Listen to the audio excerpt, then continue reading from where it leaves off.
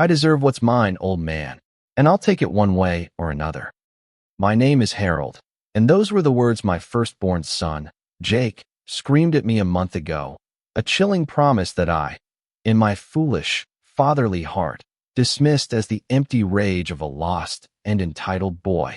I was wrong. Last night, he tried to make good on that promise. He tried to kill me. He thought I was a weak old man he could manipulate, threaten, and ultimately erase for a premature inheritance. He has no idea that the man he tried to poison died last night, and in his place is a father who is about to deliver a final, brutal lesson in consequences by setting a trap that will ensure the only thing my son inherits is a prison cell. The discovery that shattered the final remnants of my paternal love happened at 5 a.m. this morning. My routine is sacred, the one constant in a life that has been upended by my son's chaotic return. I walked into the quiet, dark kitchen to make my morning protein shake, a blend of coffee, protein powder, and almond milk I make every day in my personal blender. As I unscrewed the lid, my nostrils were hit with a sharp, acrid, chemical smell that did not belong, a smell that was trying and failing to hide beneath the aroma of coffee. Bleach. I froze, my hand hovering over the blender. My heart, which had been beating with the slow, steady rhythm of a man half asleep, began to pound against my ribs like a trapped bird. I leaned in closer, and I saw it. A faint, almost invisible, milky residue clinging to the sides, a ghostly film that the dark coffee couldn't quite conceal. My blood ran cold.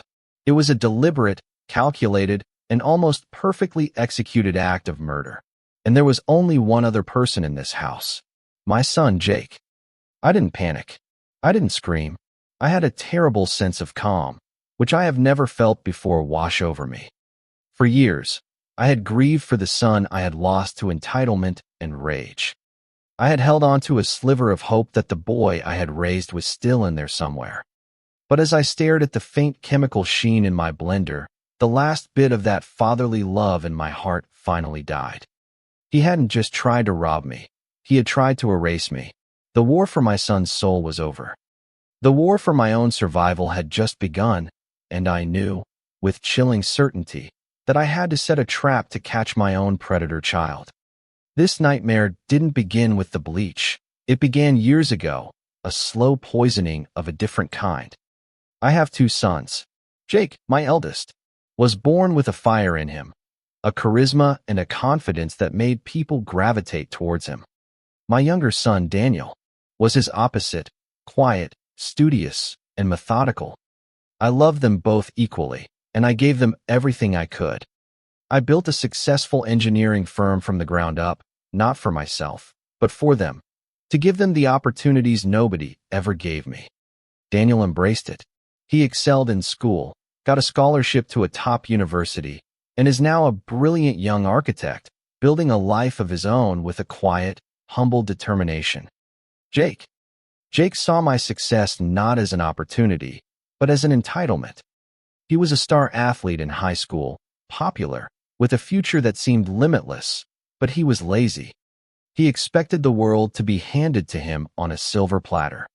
He ran away from home at 17, a week before his high school graduation, claiming our comfortable suburban life was stifling his dreams.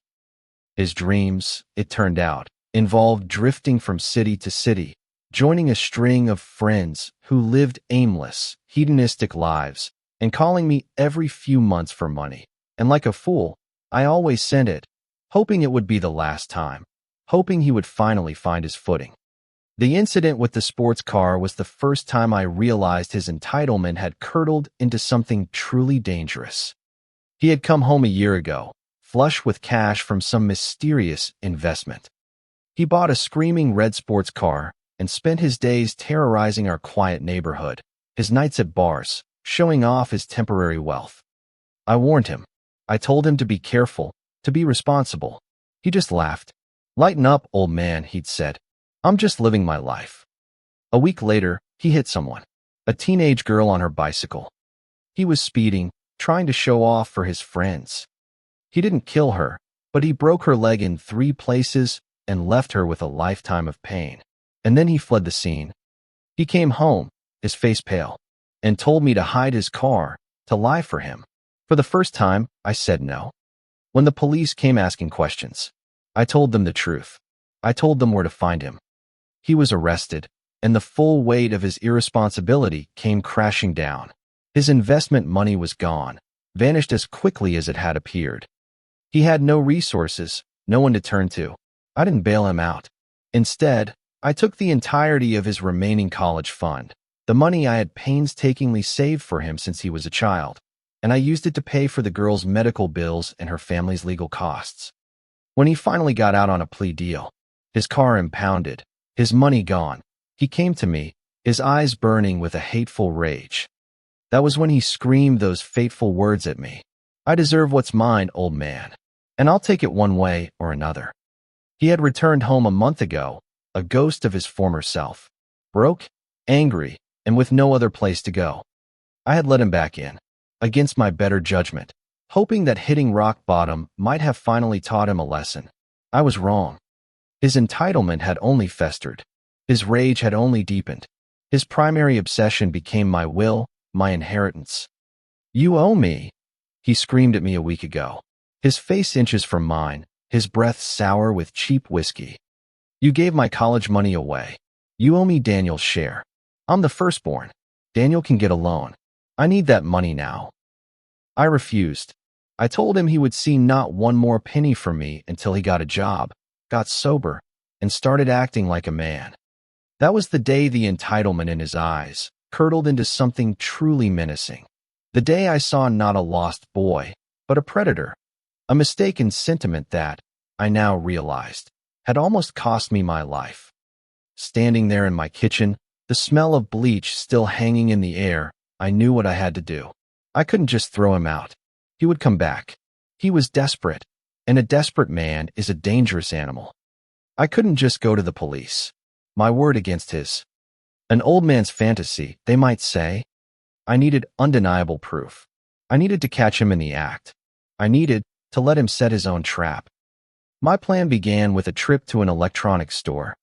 I bought a new, identical coffee blender and two of the smallest, highest-definition motion-activated micro-cameras on the market. That afternoon, while Jake was out, presumably looking for ways to waste money he didn't have, I went to work. I meticulously cleaned the original, poison blender until there was no trace of bleach, and I hid it in the back of a deep cupboard. I replaced it with the new one. Then, I installed the cameras. One was disguised as a power adapter in the wall socket opposite the coffee station. The other, a tiny pinhole lens, was hidden in the smoke detector on the ceiling directly above. They gave me two perfect angles, covering the entire area, with crystal clear audio. The final piece of my plan was the most difficult. I had to play the part of the oblivious, trusting father. I had to lure him into a false sense of security. That evening, I approached him. "Jake," I said, my voice full of feigned weariness. "I've been thinking. Maybe you're right. Maybe I've been too hard on you. We'll talk about the will, soon. Just let me get some things in order." I saw a flicker of triumph in his eyes, a greedy, satisfied glint. He thought he had won. He thought his campaign of threats and manipulation had finally broken me.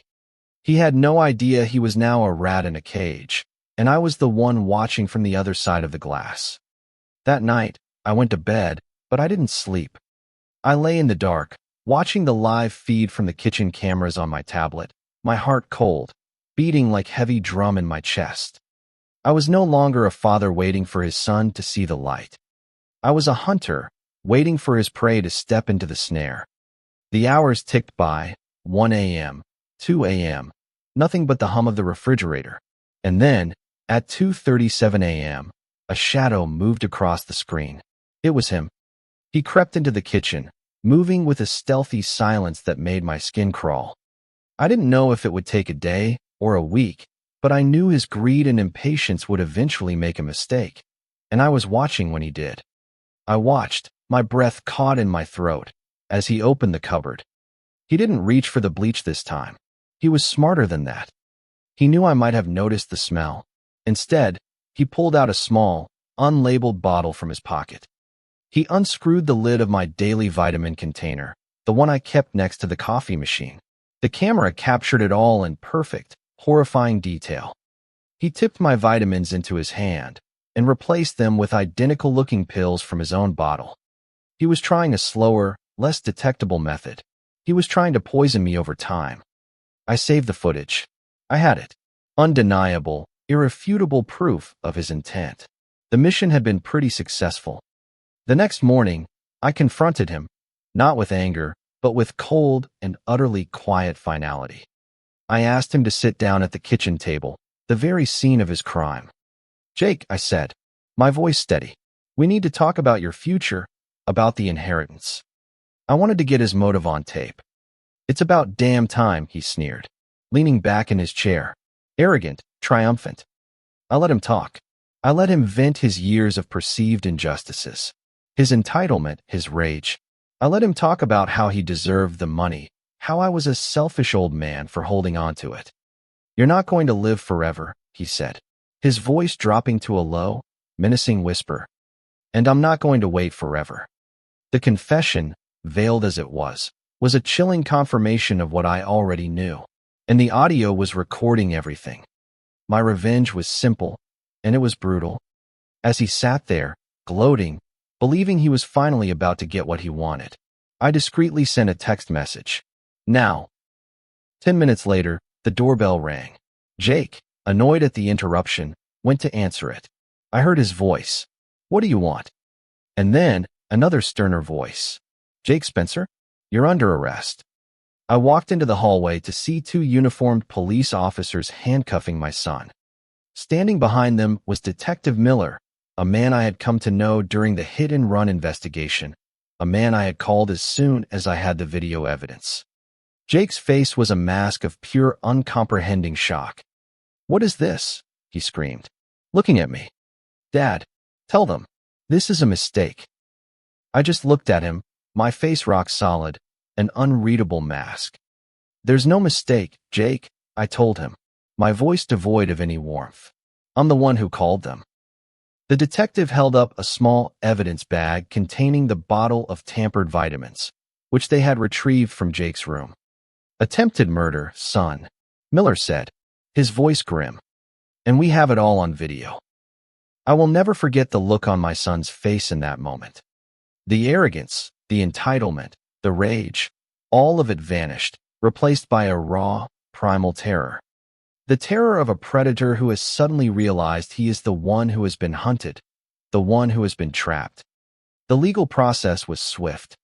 Faced with the high-definition video of him tampering with my medication and the audio recording of his veiled threats, Jake had no defense. He was convicted of attempted murder and sentenced to 20 years in prison. I visited him once, a week before his sentencing. We sat opposite each other, separated by a thick pane of glass. He looked diminished, the fire in his eyes extinguished, replaced by a dull, empty despair. He tried to apologize. He tried to blame his friends, the drugs. Me.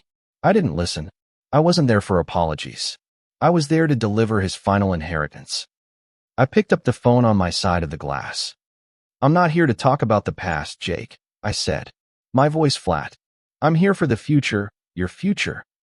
I held up a set of legal documents to the glass.